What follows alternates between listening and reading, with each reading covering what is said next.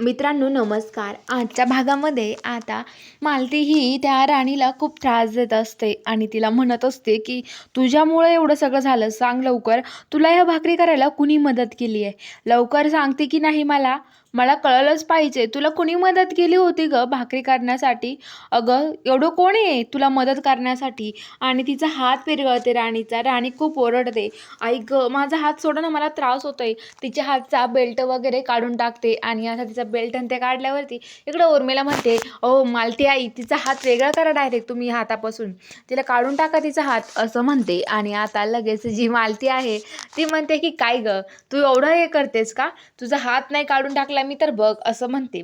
तर आता इकडं जो इंद्र आहे तो राणीला डोळे बंद करून वरती यायला सांगतो. ती टेरेसवरती ते गॅलरीत येते आणि आल्यावरती जो इंद्र आहे आता राणीला म्हणतो, राणी ह्या खुर्चीवरती बस. राणीला तो खुर्चीवर बसवतो. राणी खुर्चीवर बसते. खाली तो पाणी ठेवलेलं असतं गुलाबाच्या पाकळ्यात ते टाकून. त्याच्यात म्हणतो की राणी तू पाय ठेव ना. तर राणी त्यात पाय ठेवते. पाय ठेवल्यावरती आता जो इंद्र आहे तो इंद्र आता राणीची लगेच सेवा करायला सुरुवात करतो. तिचे केसाची वगैरे मालिश करतो, तिचे पाय धुतो. आणि इकडे आता जी उर्मिला आहे ती तिकडे टेरेसवरती यायला लागलेली असते आणि ती बघत असते. तिला वर यायचं असतं. ती आता इकडं राणीला त्यांना बघायसाठी आलेली असते.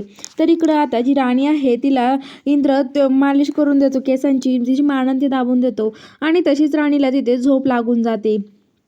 झोप लागल्यावरती आता जो इंद्र आहे तो राणीकडे बघत राहतो आणि म्हणतो की राणी खरंच मला तुझा निरागस स्वभाव खूप आवडतो गो, माझं खरंच तुझ्यावर खूप प्रेम आहे राणी, पण मी तुला शब्दात नाही सांगू शकत, आय लव्ह यू राणी, असं म्हणतो.